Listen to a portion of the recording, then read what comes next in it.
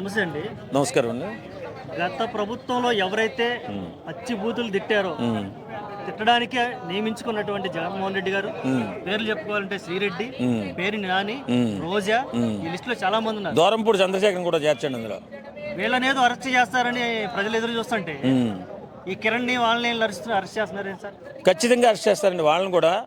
వాళ్ళను కూడా ఖచ్చితంగా కూటమి ప్రభుత్వం అరెస్ట్ చేస్తది. సమాజాన్ని శుభ్రం చేసే బాధ్యత కూటమి ప్రభుత్వం తీసుకుంది. చంద్రబాబు నాయుడు గారు తీసుకున్నారు, పవన్ కళ్యాణ్ గారు తీసుకున్నారు.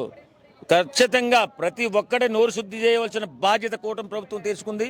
సమాజంలో ఇలాంటి నీచ సంస్కృతి లేకుండా చేసే బాధ్యత పోలీసులు తీసుకుంటున్నారు. ఖచ్చితంగా ఎవడైనా సరే టీడీపీ అనవచ్చు, జనసేన అవ్వచ్చు, లేకపోతే ఇంకొకటి అవ్వచ్చు, వైఎస్ఆర్సీపీ అవ్వచ్చు, ఎవడైనా సరే సమాజంలో బ్రతుకుతున్నప్పుడు మాట శుభ్రంగా ఉండాలి, సాంప్రదాయంగా ఉండాలి, మంచిగా ఉండాలి. అంతే తప్ప కిరణ్ అనేవాడుని కూటమి ప్రభుత్వం వ్యక్తి అయినా అలాంత నీచంగా మాట్లాడాడు కాబట్టి వాడిని అరెస్ట్ చేయడంలో తప్పు లేదు. ఓకే. ఒకవైపు చూసుకుంటే కూటమి ప్రభుత్వం కలిసి ముందుకెళ్తున్న తరుణంలో ఇటువంటి సంఘటనలు మళ్ళీ వాళ్ళని నిరుత్సాహపరుస్తే కార్యకర్తల్ని, వాళ్ళ అభిమానుల్ని. ఎందుకు నిరుత్సాహపడితే నువ్వు మా ఇన్ని సంవత్సరం నాలుగైదు కూటమి సంవత్సరం ప్రభుత్వం గెలవడానికి చాలా సహకరించాడు కిరణ్.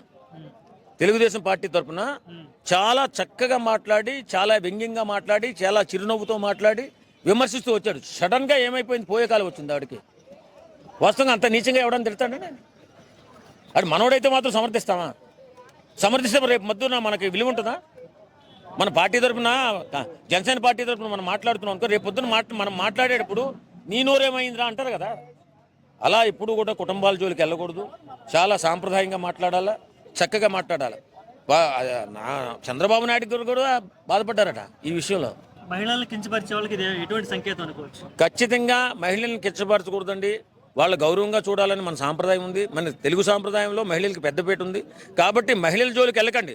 ఒకప్పుడు వెళ్ళారు ఎవరు వైఎస్ఆర్సీపీ వాళ్ళు, మహిళల జోలికి ఎక్కువగా వెళ్ళారు. ఆ సాంప్రదాయం ఇప్పటికీ కొనసాగుతుంది. ఇంతటితో ఫుల్ స్టాప్ అవ్వాలని చెప్పి నేను కోరుకుంటున్నాను. ఈ కూటమి ప్రభుత్వం దీన్ని ఖచ్చితంగా రూపు మాపేలా. ఎవడైనా సరే మహిళల జోలికి వెళ్ళిన వాడిని తాట తీసి జైలు వేయాల్సిందిగా కోరుకుంటున్నాను. Okay, thank you.